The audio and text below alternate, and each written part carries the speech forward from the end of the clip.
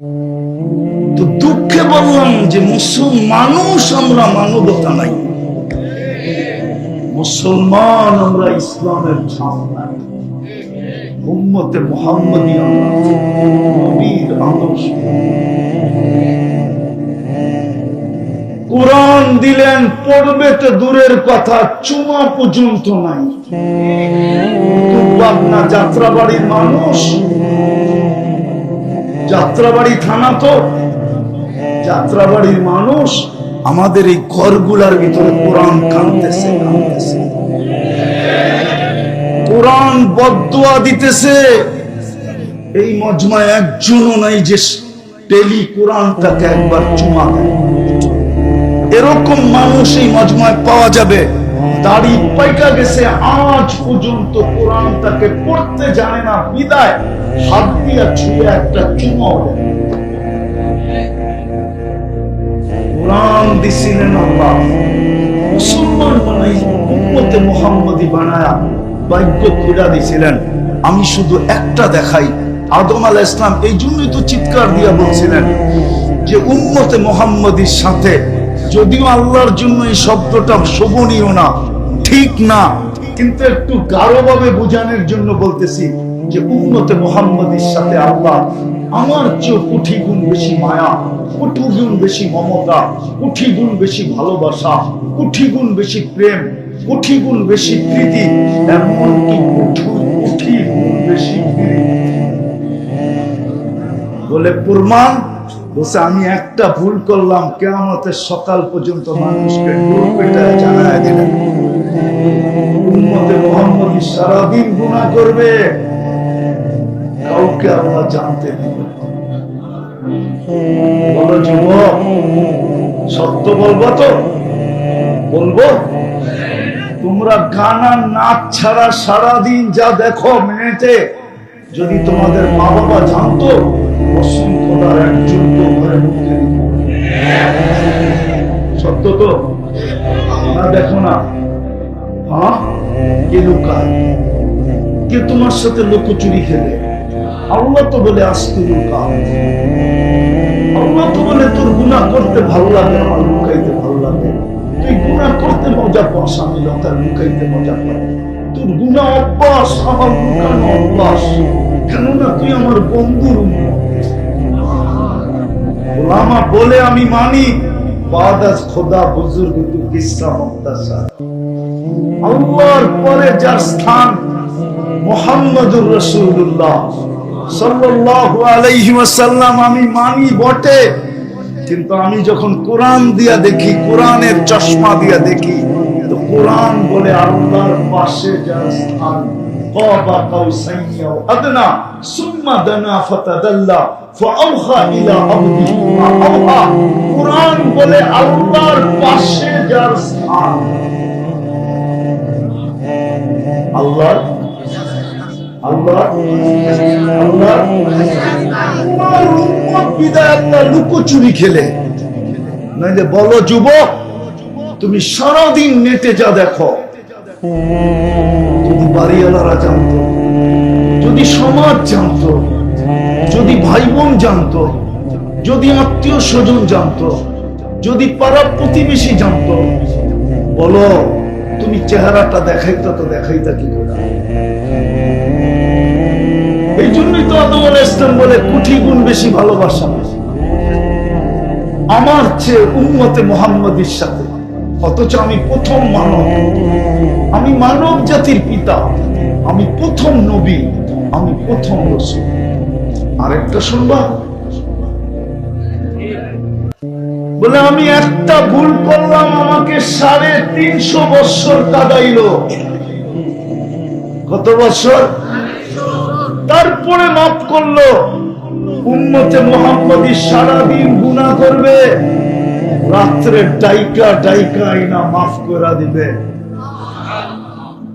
ও কুতুবখালীর মানুষ, আমার পিছনেই যাত্রাবাড়ি মাদ্রাসা, নিয়ে আসো বুখারী, আমি খুলে দেখায় দেই।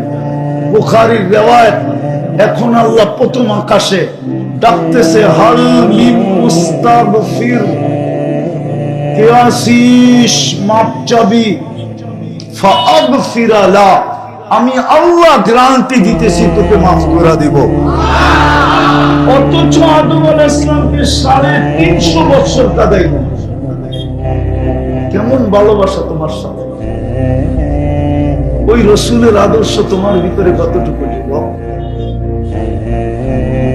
কতটুকু তোমার ভিতরে, যে তোমাকে যে আরশে ভুলে নাই। কালকে যদি আল্লাহ জিজ্ঞাসা করে, বল কবরের প্রথম প্রশ্নই তো হবে, কবরের মেইন প্রশ্নই তো হবে, কবরের আসল প্রশ্নই তো হবে, কবরের মৌলিক প্রশ্নই তো হবে, সবচেয়ে গুরুত্বপূর্ণ প্রশ্নই তো হবে।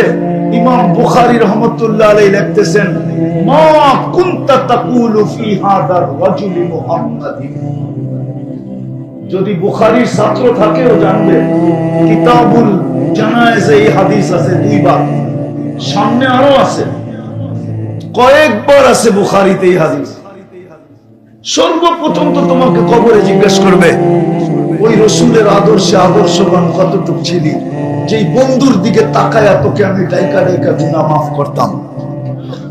অথচ আমি প্রথম রসুল, প্রথম নবী, প্রথম মানুষ আদম সফিউল্লাহ খালাকতুহু বিয়াদিয়া, যাকে আমি দস্তে কুদরত দিয়া ডাইরেক্ট তৈরি করছি, ওনাকে আমি 350 বছর কাদায়া মাফ করলাম, তোকে তো ডাইকা ডাইকা মাফ করলাম এই বন্ধুর কারণে। বলো এই বন্ধুর আদর্শে তুই কতটুকু আদর্শবান ছিল, যেই বন্ধু তোকে আরশে বলে নাই। নাইলে আমরা আত্মাহিয়াতের ভিতরে কেন কিভাবে পড়ি, ওয়া আলা ইবাদিল্লাহিস সালিহিন। আল্লাহর রাসূল তো প্রথম বলছেন আত্তাহিয়াতু ওয়াস সালাওয়াতু ওয়াত তাইয়্যিবাতু, তারপরেই তো আল্লাহ সালাম দিবেন, আসসালামু আলাইকা আইয়ুহান নবী। আল্লাহ তো বন্ধুকে সালাম দিবেন, আমাদেরকে তো কিছুই দেন নাই। আমাদের নবীজি তো চিৎকার দিছে, আমাকে দিলেন উম্মত।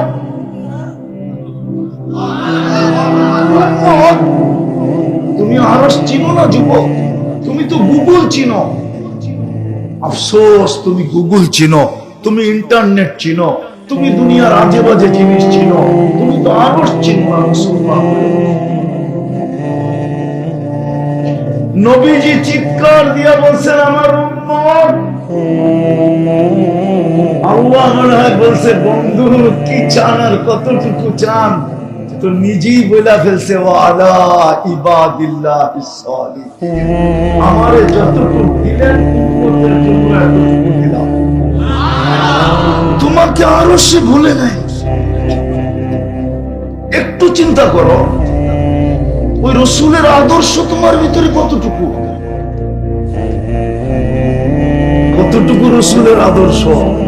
আদর্শ যদি হইতো তুমি 31st নাইট করলা কি করে, তুমি 14 তারিখ করতে চাও কি করে, তোমার পোশাক এরকম কেন, তোমার চাইল এরকম কেন, তোমার চলন এরকম কেন, তোমার রং এরকম কেন, তোমার ঢং এরকম কেন, তোমার খাওয়া এরকম কেন, তোমার উঠা এরকম কেন, তোমার বসা এরকম কেন, তোমার চলা এরকম কেন, তোমার ফিরা এরকম কেন, তোমার মন মানসিকতা এরকম কেন, তোমার শিক্ষা দীক্ষা এরকম কেন,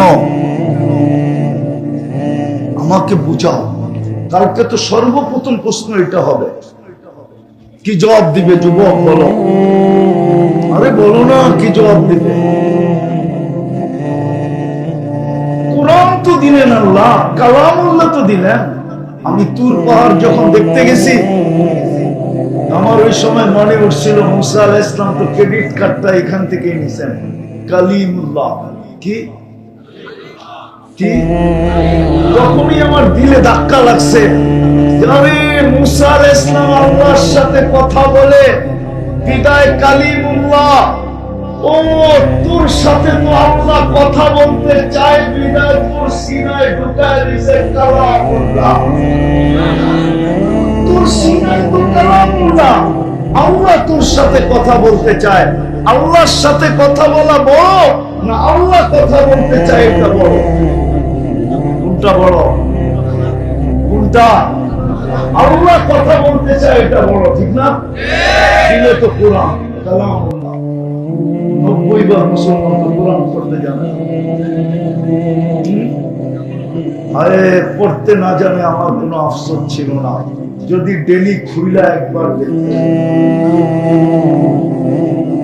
খুইলাও দেখে না কোনো আফসোস হইতো না, যদি ডেলি একবার উঠায় একটা চুমা দিত, আফসোস ছিল। কোরআন চিৎকার দেয়, কান্নায় চিৎকার দিয়া কাঁদতেছে। যদি এই মজমা বলে কোরআন কাঁদে কি করা, কোরআন কাঁদে কি করা, তাহলে ওলামাদেরকে জিজ্ঞাসা করেন খেজুর গাছ কাঁদলো কি করা। তো বুখারী শরীফে আছে আল্লাহ রাসূল খেজুর গাছের, মরা খেজুর গাছে পিঠ লাগায় জুমার দিন খুতবা দিতেন। যখন মেম্বার তৈরি হয়ে গেছে, আল্লাহ রাসূল মেম্বারে পা দিতে দেরি, খেজুর গাছ কাঁদতে দেরি করে নাই, চিৎকার দিয়া কাঁদতে ছিল। পুরো মসজিদে নববী শুনতে ছিল। আল্লাহ রাসূল মেম্বার থেকে নাইমা আসছেন, পিঠে হাত বুলায়া খেজুর গাছের গায়ে হাত বুলায়া বলছে, কাঁদিস না, তুই দুনিয়াতে আমাকে খেজুর খাওয়াইতে পারিস না, তোকে আমি জান্নাতে নিয়ে যাব, তুই খেজুর দিবি, আমি মজা করে খাবো। তারপরে তার কান্না থামলো। মরা খেজুর গাছ যদি কাঁদতে পারে তো আল্লাহর কালাম কেন কাঁদবে না? আল্লাহর কালাম তো শুধু কাঁদে না, বদদুয়া দিতেছে, বদদুয়া। একটু আগেই বলে আসছি, ইসলামী প্রোগ্রামে আপনাদেরকে বলতেছি, যে এই রোডটা আমার পিছে দেখেন, এই রোড ছিল না, একটা ঢাকা ঢুকার একটাই রোড ছিল, ডেমরা দিয়া রানীমহল সিনেমা হলের সামনে দিয়ে ঘুরতে ঘুরতে ঢুকতে হইতো। মাঝে মাঝে ওই ব্রিজ থেকে নাইমা যাত্রাবাড়ি পর্যন্ত আসতে আসতে দিনও পার হয়ে যেত, দিন। দুটা গাড়ির পার্কিং এর রোড ছিল না। জানি না পুরান আছে কিনা, এইখানে পুরান লোক আছে কিনা জানি না। এই যে পিছনের রোড দেখতেছেন, এখন 30 বছর আগের থেকে যাত্রাবাড়ি উন্নত কতটুকু? আরে বলেন না কতটুকু, একটা সংখ্যা বলেন। 100 গুণ তো হবে, হবে না? 100 গুণ উন্নত না 30 বছর আগের থেকে? বেশি? আচ্ছা মাইনা নিলাম 100 গুণ, ঠিক না?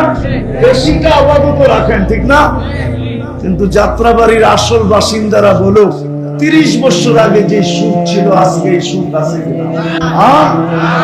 তাইলে উন্নতি হয়ে, আর উন্নতির কারণে তো সুখ হওয়া দরকার ছিল 1% হইল বেশি, ঠিক না? কিন্তু সুখ তো নাই।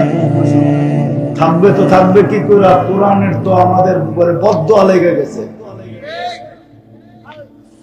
কোরআন তো বলে তোমরা উন্নত হইতে পারো, রাস্তাগুলা সোনার হইতে পারে, ডিজিটাল হইতে পারো, তোমরা সুপার ডিজিটাল হইতে পারো, আধুনিকের শ্রেষ্ঠ আধুনিক হইতে পারো, কিন্তু কোরআনের বদদুয়া তোমাদের উপরে বর্ষিত হইতেছে, তোমরা কোনদিন সুখী হবে না। কোরআন দিলেন, মৌলানা চলে আসছে, আমি শেষ জায়গায় চলে আসছি। তৃতীয় আল্লাহ কোরআন দিলেন, কিন্তু চুমা দিয়ে দেখেন,